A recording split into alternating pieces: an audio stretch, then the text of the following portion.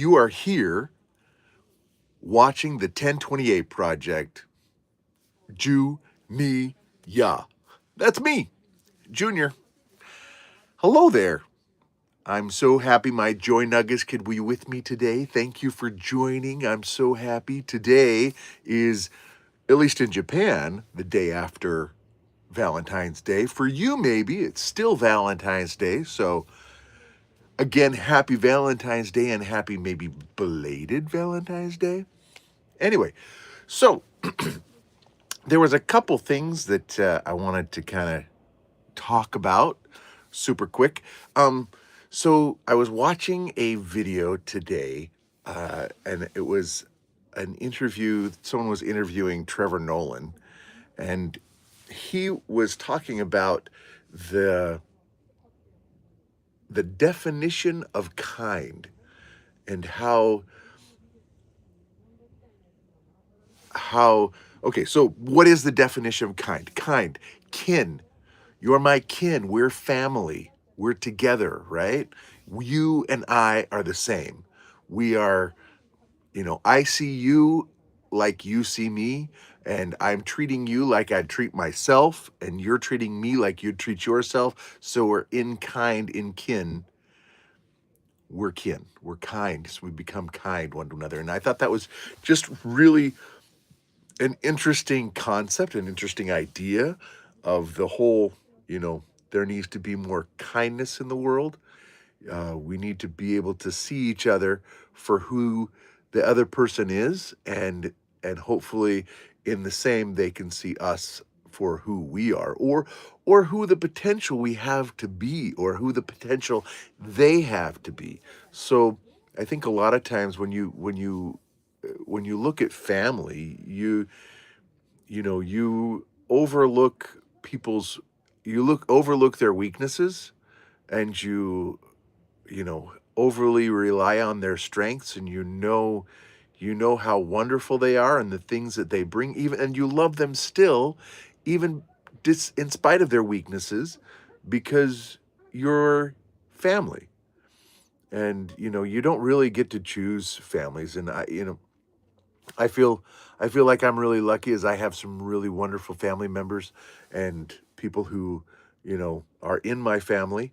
And it's really interesting, and again, again treat our family. I think because we know them so well, we demand the best from them, and we are always thinking about how they could be better, and how we can help them be better. And so I really thought that was a really interesting concept of family, of kin, being kind to one another. And so I hope that as you go throughout today, you think about the people that you love, Valentine's Day, and you are kind to them, and that you will spread kindness wherever you go. At least that's what I'm hoping that I can do. I know I'm not perfect, and I know I struggle a lot of times, but I'm hoping that I can be more kind to other people. At least that's my goal, is to be more kind. Anyway, so that was one of the things that I thought was super interesting and super fun today. One of the other things that I listened to today, as I started to listen to, so back in 1999, I did a show at Tuacahn in St. George, Utah. And one of the shows that I did there, it was a summer stock, so there was 3 shows we did in repertoire. And one of the shows that I did, actually, did I do a fall show too? I can't remember. Anyway, so one of the shows that I did was Seven Brides. No, that's Seven Brides. Well, I was in that show, Seven Brides for Seven Brothers. That was one of the shows. But one of the other shows was Joseph and the Amazing Technicolor Dreamcoat. And that year we had David Osmond, Donny Osmond's nephew, who came, and he was Joseph that year. And I remember the director was Daryl Yeager, and Daryl came down and directed and choreographed the show. And I was Simeon, one of the brothers in the show. And Daryl and I got along really well. We had a lot of fun together. And I just, I, I have this sense of play in me. And I tend to, I tend to kind of upstage people. So, there was so I was the baker and as well as one of the brothers, and I would always be having fun and joking around on stage and doing little things behind the scenes, and Daryl noticed that during rehearsals, and I was just having fun. Wasn't really the best dancer, but I had, I was having fun, and so Daryl was like, "Hey, Junior, in this one part, could you like do a ballet kind of a thing as you take off your chair, to go off?" And I was like, "Yeah, sure, no problem." So I did this little ballet thing. It turned out to be this just hilarious little bit. And then, of course, I'm a bigger guy, and so during one of the, we all had to be shirtless in this.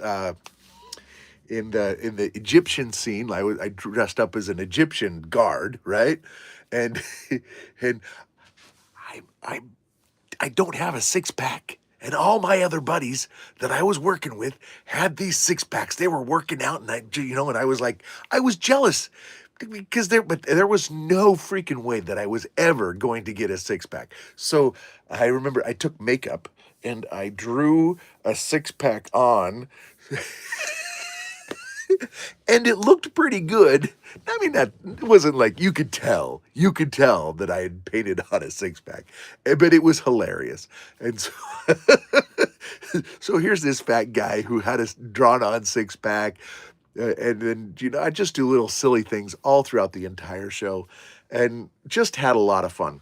Um, anyway, Daryl laughed at me a whole lot, and I was happy that I was able to have a lot of fun and be able to have kind of goof off and be the fun little comedy relief a little bit in the show.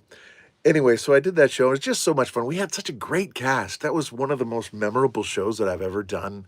The cast was just amazing, and the kids were just awesome. And I made some really wonderful lifelong friends, and to this day, it's just been a lot of fun.